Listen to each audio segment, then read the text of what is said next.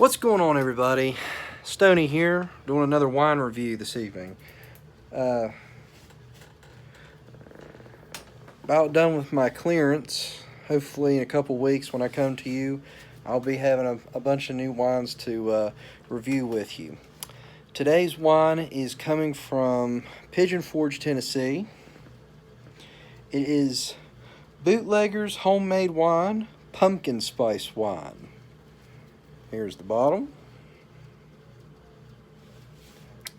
This store was on the island, and before we get into it, I want to say I don't recommend alcohol consumption. Use at your own risk. This is just a hobby, all that good stuff. Now, this is on the island. This is my favorite place to go in Tennessee. I love the island. Bootleggers is on the island and has wonderful wines. At the time that I got this particular wine, it was if you bought 3, you got the pumpkin spice free. This is, as we're taping this, it is June, and I think the pumpkin spice should be done in the fall, but I just thought I'd go ahead and do the pumpkin spice review today. Also wearing my Christmas shirt, so we got all kinds of holidays going on and seasons going on right now. The pumpkin spice wine, I'll read the back to you so you can get an understanding. Bootleggers Homemade Wine, Sevierville Wine Tasting Association. Their website is, I don't think they have one, but it does say come visit us in the Great Smoky Mountains. We use all natural ingredients for a superior product. This is a quart top, and as you can see, it's orangey, so it's got the pumpkin kind of look to it. Pumpkin spice. Now, my initial, as you can tell by the bottle, I haven't had much of it, so the initial thoughts to this is it's going to be pumpkin-y with a little bit of spice to it, so it's going to be kind of a pumpkin pie, a little bit of cinnamon in there, basically, if I could compare it to a food. Also, I'm going to be drinking out of, since I'm wearing my Christmas shirt, I might as well drink out of my Christmas cup. And it says, getting baked. So, I'm a big Christmas fan. So, what we'll do is we'll go ahead and pour this wine. We'll do a quick review and go from there.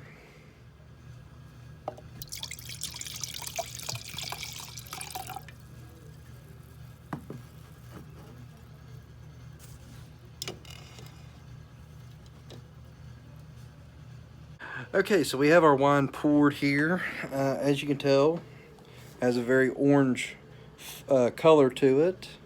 I poured just a little bit to give. I don't know how much I'm going to like or dislike this wine, so I thought I would just go ahead and just pour a little bit.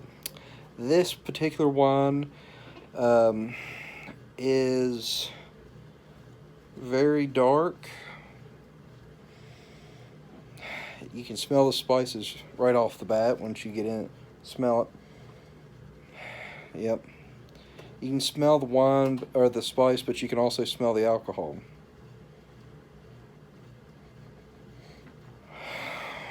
It's good. I've been cooking with onions today, so maybe my nose senses might not be as up to par as they normally are. It's got a good spice to it. This has been chilling in the freezer for about 45 minutes or so. So, this should be good. Let's go ahead and do it. Bottoms up.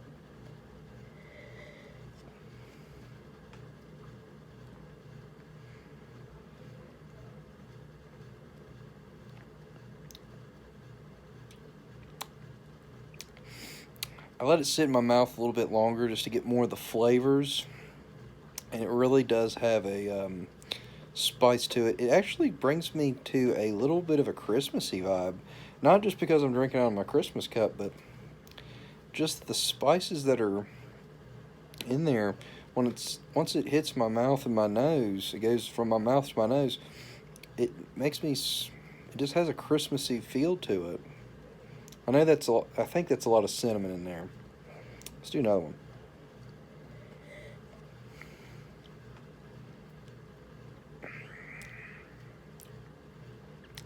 as it hits the back of your throat, that's when it's like a hard taste really hitting you.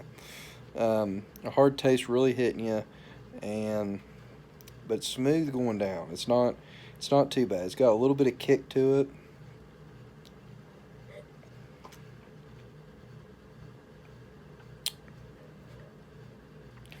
But it's pretty smooth going down. I wouldn't recommend this as a wine to drink if you're going to be drinking really hard. I can totally see this as a seasonal wine. There is a lot of spice in there. There is a lot of flavor, harder flavors than normal. This is not a Moscato, for example. Moscato, I could drink 2 or 3 glasses and be fine, and there's because it's so smooth.